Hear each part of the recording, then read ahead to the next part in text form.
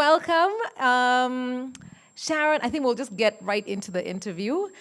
So I first met you actually at a performance at BYSS. And you were just starting to get famous, and I didn't know that blogging could make you money, even though I've been in media for so long. But yes, so you have a blog. What made you start it, and when did you realize it could be a career?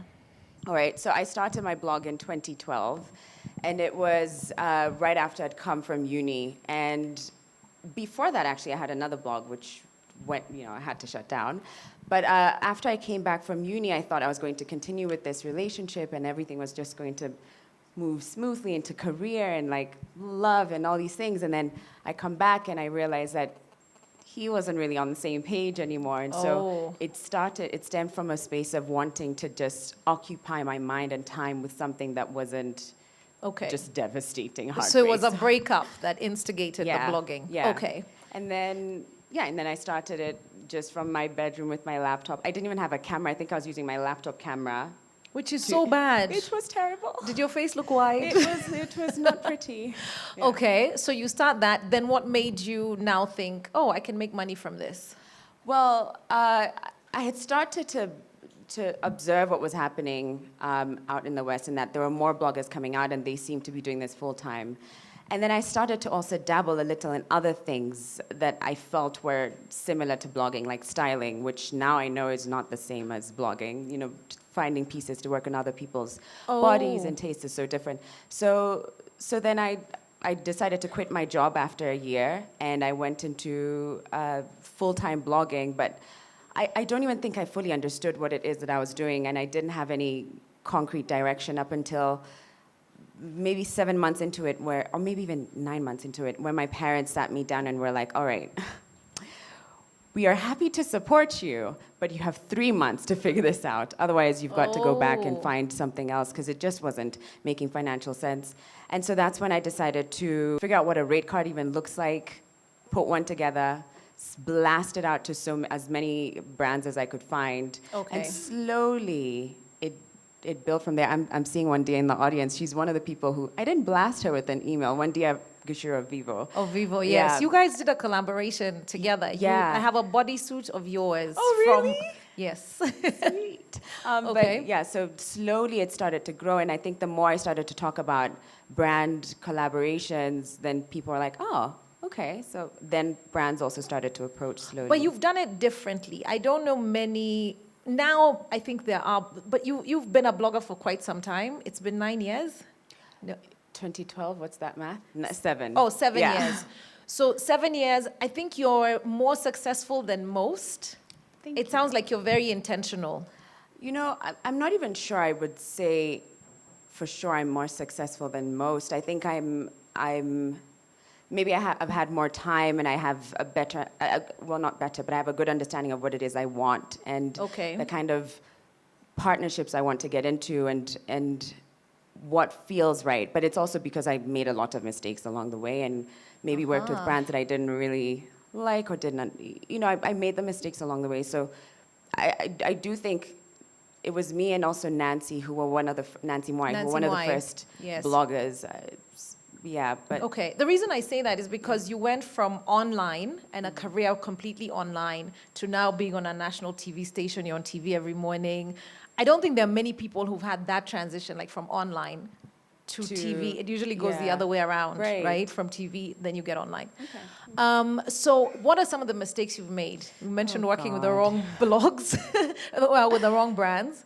I mean, yeah, for sure, that's one of them. I've also, and I think at the start especially, I'd be quick to respond to trolls and people who didn't have the nicest things to say, and sort of try and defend myself.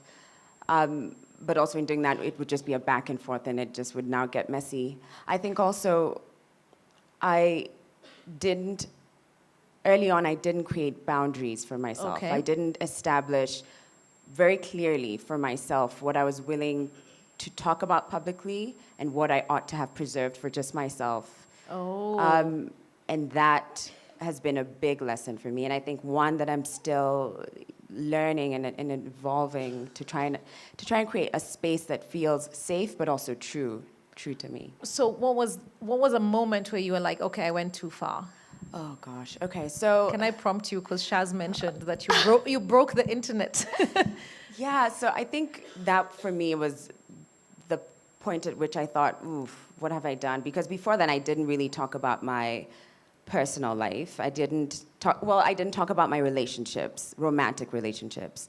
I may mention that I broke up, and so therefore broke up with someone, and therefore that's why I started this. But I didn't take pictures with, and I didn't really involve the public in like who I was dating. Okay. And then I got engaged, and I thought, oh well, it's really serious now. I can't really. I mean, surely I should. I felt like now I had permission to talk about some aspects of my life. And so I put up a blog post talking about my engagement story, which was really amazing. But I had no idea the kind of effect and how wide it would go, it would spread. I just assumed that it would be just me and the few people who read my blog, just the girls. Oh, like the people who read the blog. Yeah, I just thought that it would be like, oh my gosh, girls, guess what happened? This is what happened this weekend.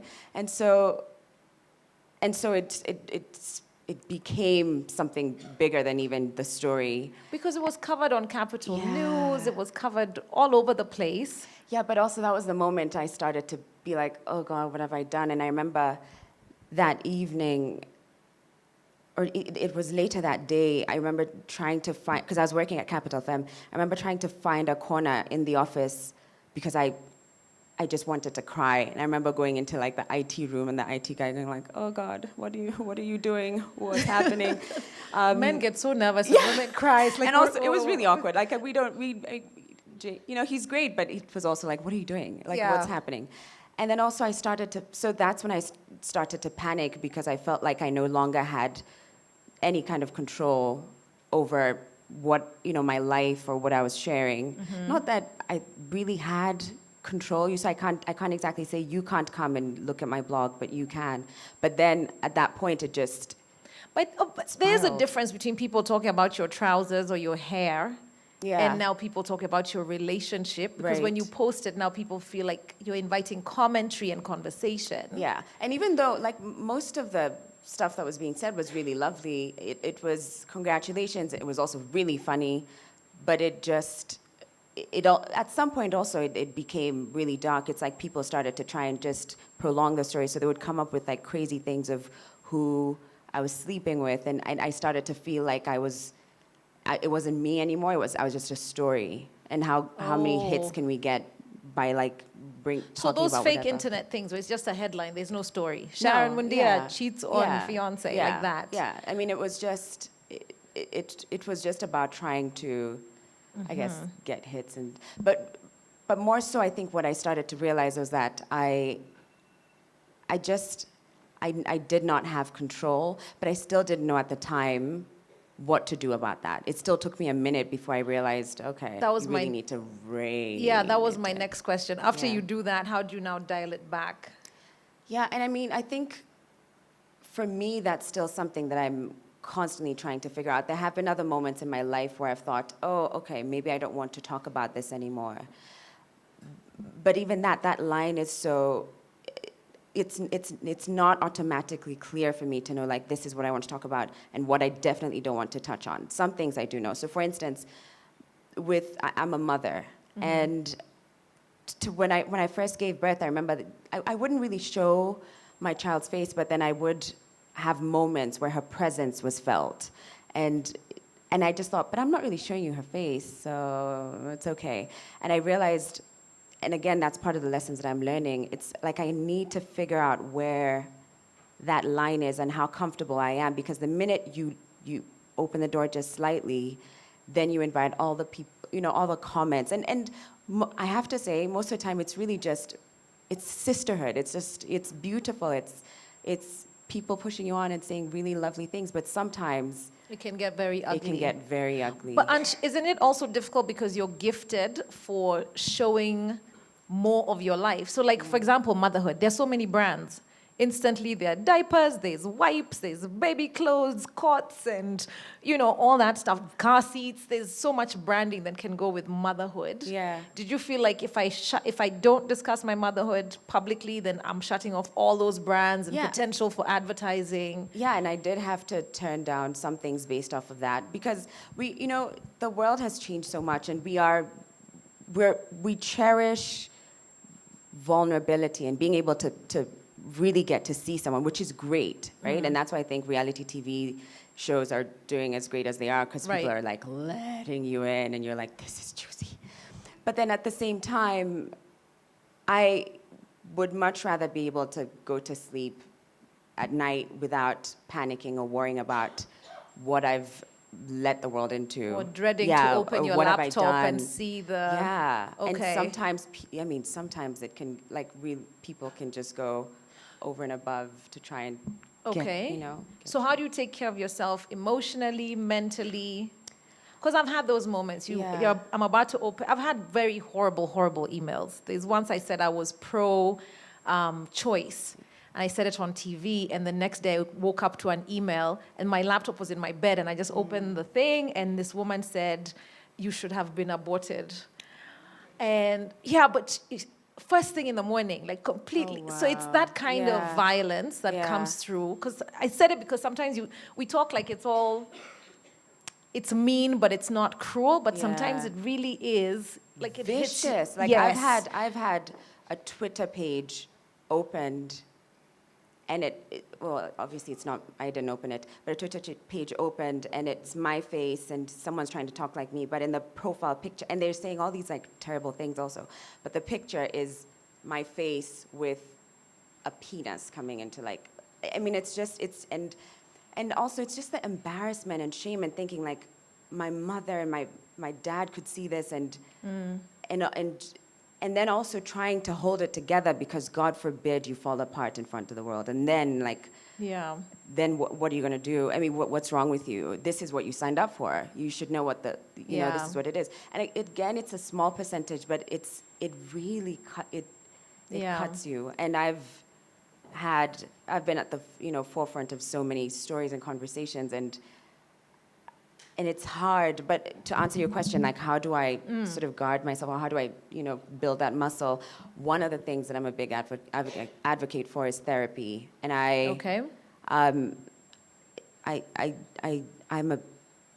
don't know if I would be as, I mean, again, even this week, and I was telling you before we came on stage, how I've had a rough week where I felt uncomfortable sitting here and talking about my work and social media at a time where I feel so confused and vulnerable about this space, because I think I've done a decent job of curating this like polished, sparkly version that's like, space out the pictures, and this is the color grade, and this is what, but there's so many things that I want to talk about on a daily basis, and I never know how, and I don't know, oh God, I don't want to get emotional.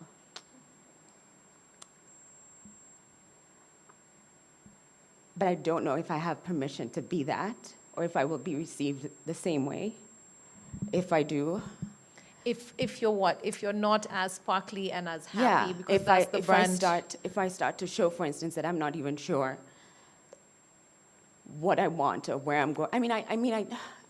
I sort of do, but at the same time, I'm not always certain, and I don't think we ever are, though. That's exactly what my therapist said. Yeah, I don't think because you don't know what's going to happen tomorrow or in a year or Yeah. whatever. So I don't think anybody's ever certain of I'm doing the right thing. Yeah. Yes, I think you experiment and you forgive yourself. Oh, and that's very difficult for me. But I am working on it, and it's an understanding that I am worthy of certain things and of being in certain rooms. And I started to wonder, do I have a right to be in these rooms if they know that I don't know what I'm, like, I've sort of had to figure it out along the way. And so if I come into this room and I say, this is who I really am, not this version that I've curated, do you still want me in the room? if Yes. you see me.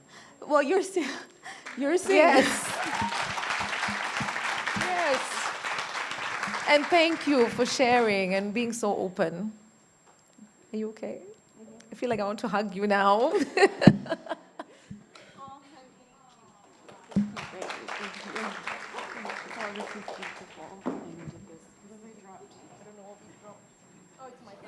My other phone. Ronald is waving at me that we're over time. But I think that was necessary. I'm very grateful that you were that open about what's happening. And also, I think even with the theme, My Battle, we're never sure that what we're doing is the right thing. I don't think Paris, when she decided this is how we need to deal with my father, was like, I'm doing the right thing. It's just like, what do I want for my life? And you're kind of experimenting. We don't know whether it's time to leave that relationship or stay in it. So we're all in the uncertainty together. Yeah, so continue to trust yourself and experiment, because it's gotten you this far, I think. Yeah, it's a muscle I have to keep flexing and to keep reminding myself. And I think it even starts with just me being, like, even in this moment, to be honest about that and to be like, I'm really just trying to figure it out as I go along. And by Okay. doing that, eventually I know I'll start to feel worthy of being in these spaces.